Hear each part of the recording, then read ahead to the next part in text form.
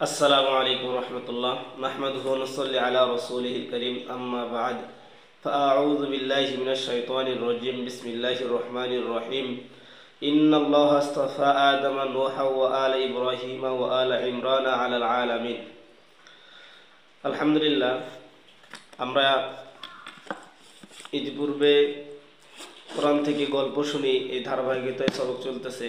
আজকে সূরা আলে ইমরানের 32 নম্বর আয়াত থেকে অল্প কিছু সংখ্যক আয়াতের তাফসীর পেশ করব ইনশাআল্লাহ। আমরা যা আজকে আলোচনা করব সমস্ত কিছুই তাফসীরে জালালাইন থেকে হবে। এখানে আয়াতের অর্থ তাফসীর উভয়টা একসাথে পাঠ করব। তো আল্লাহ তাআলা এখানে বলেন যে আমি পৃথিবীতে যতগুলো নবী পাঠাইছি বা যে নবীর থেকে বংশধর বিস্তার করেছি তাদের মধ্যে উল্লেখযোগ্য হলো নূহ আলাইহিস সালাম এবং ইব্রাহিম আলাইহিস সালাম এবং আলে ইমরানের বংশধররা। আসলে তাফসীরের কিতাবগুলোতে আলে ইমরান দ্বারা দুইজন নবীর পিতার নাম পাওয়া যায়। তার মধ্যে একটা হযরত মূসা আলাইহিস সালাম এবং দ্বিতীয়টা হযরত মারিয়াম আলাইহিস সালাম। তবে আমরা এখানে আলোচনা করব মারিয়াম আলাইহিস সালামের পিতার কথা নিয়ে।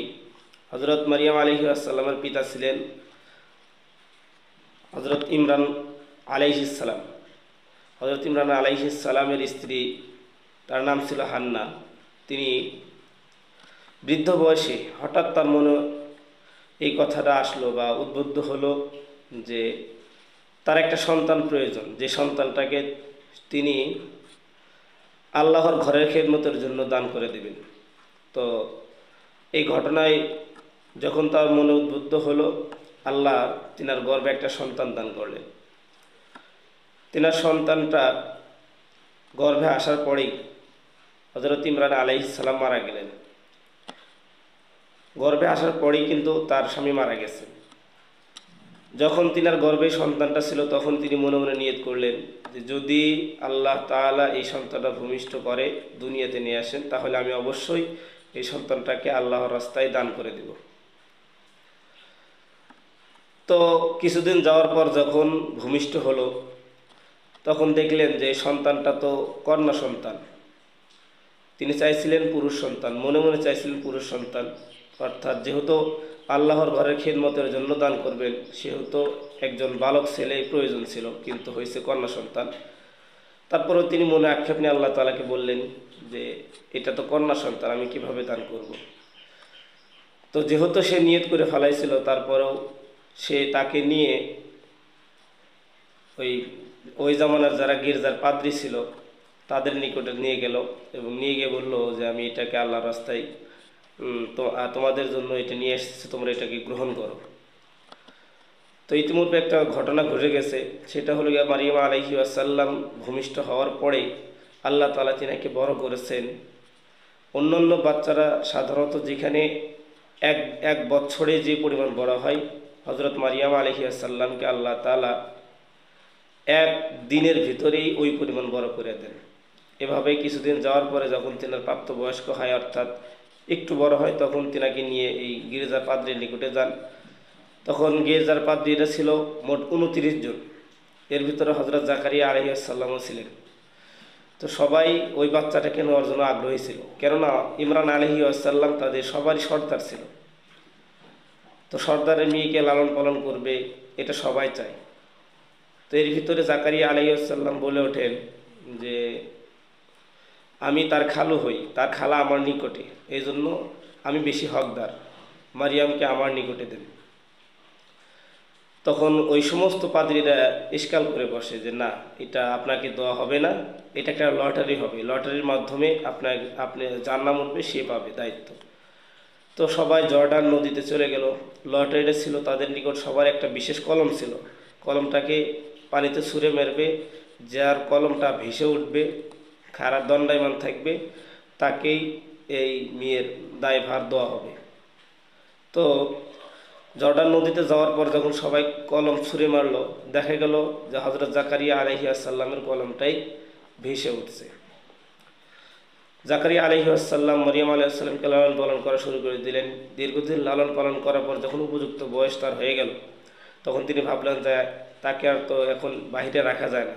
তখন তিনি কি করবেন, একটা মিহরাব তৈরি করলেন। মিহরাবের ভিতরে এমনভাবে মেহরাবটা তৈরি করলেন যে মেহরাবের পাশ দিয়ে সিঁড়ি, ওই সিঁড়ি বয়ে শুধু জাকারিয়া আলাইহিস সালাম যেন উঠতে পারে, অন্য কেউ যেন না উঠতে পারে, অথবা মেহরাবের ভিতর থেকে তিনি যেন আটকে দিতে পারে, বাহির থেকে যেন কেউ প্রবেশ না করতে পারে। এইভাবে একটা সিঁড়ি তৈরি করে সেখানে তিনি মারিয়াম আলাইহিস সালামকে রেখে দিলেন। অতঃপর হজরত জাকারিয়া আলাইহিস সালাম তখন যেনাকে মারিয়াম আলাইহিস সালামকে খাবার দিতে যাইতেন, যাওয়ার পরে তিনি দেখতেন যে তিনার নিকটে শীতকালীন ফল গরমকালে, গরমকালীন ফল শীতকালে।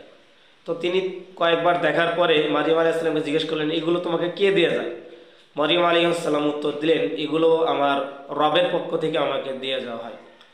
ওই সময় হজরত জাকারিয়া আলাইহিস সালামের মনে উদ্বুদ্ধ হলো যে যেই রব শীতকালীন ফল গরমকালে পৌঁছাইতে পারেন, গরমকালীন ফল শীতকালে পৌঁছাইতে পারেন, সেই রব আমাকে বৃদ্ধ বয়সেও সন্তান দান করতে পারেন। সুতরাং এই কথা বলার মনে সঙ্গে সঙ্গে ওই দিনেই তিনি মধ্যরাত্রিতে মসজিদে চলে গেলেন। মেহরাবের ভিতরে যাইয়া তিনি আল্লাহর দরবারে সলাৎ শুরু করে দিলেন এবং সলাতের পর দোয়া করতে লাগলেন, রব্বি হাবলি মিন লাদুনকা যুররিয়াতান তাইয়্যিবা ইন্নাকা সামিউদ দুআ। এই দোয়াটা করতে লাগলেন।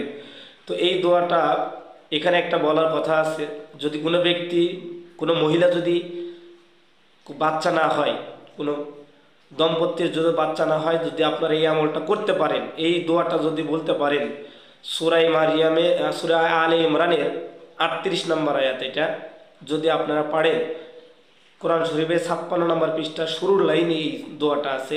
এখানে কলা থেকে আছে, কলাটা বাদ দিয়ে পড়বেন, রব্বি হাবলি থেকে পড়বেন আয়াতের শেষ পর্যন্ত।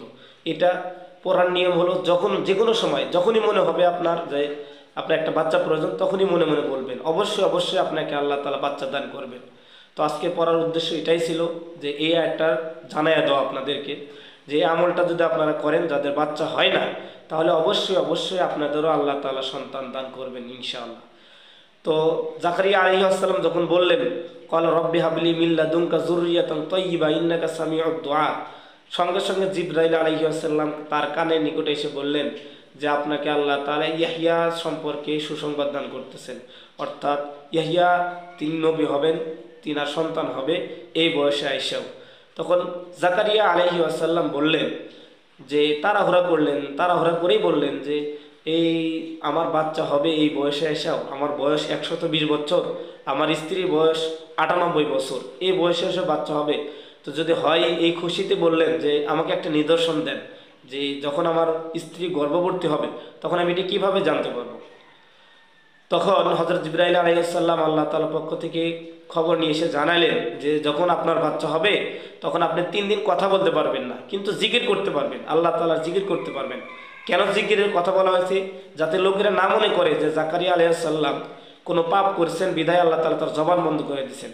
তিনি 3 দিন 3 রাত পর্যন্ত কথা বলতে পারবেন না, কিন্তু জিকির করতে পারবেন। তিনি দীর্ঘদিন পর যাওয়ার পরে এরকম তিনার হইল যে তিনি কথা বলতে পারতেছেন না, চাইলেও কথা বলতে পারতেছেন না, কিন্তু তিনি আল্লাহ তাআলা জিকির করতে পারতেছেন।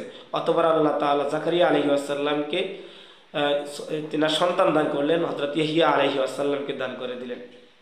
তো আজকে বলার উদ্দেশ্য ছিল একটাই, যে এখান থেকে আমরা একটা নসিহত নেই এবং একটা দোয়াও জেনে নেই যে যাদের সন্তান হবে না বা সন্তান হয় না তারা যেন এই আমলটা করে। সূরা আলে ইমরানের 38 নম্বর আয়াত, ক্বালা রব্বি হাবলি মিন লাদুনকা যুররিয়াতান তাইয়্যিবা ইন্নাকা সামিউদ দুআ, এখানে কলার বাদ দিয়ে পড়তে হবে। দিনে যতবার মনে হবে ততবারই পড়বেন। সবচাইতে ভালো হয় ফরজ নামাজের পর সালাম ফেরানোর পরেই এই দোয়াটা পড়া, তাহলে অবশ্যই অবশ্যই ইনশাআল্লাহ আল্লাহ তাআলা আপনাকে সন্তান দান করবেন। আসসালামু আলাইকুম ওয়া রাহমাতুল্লাহ।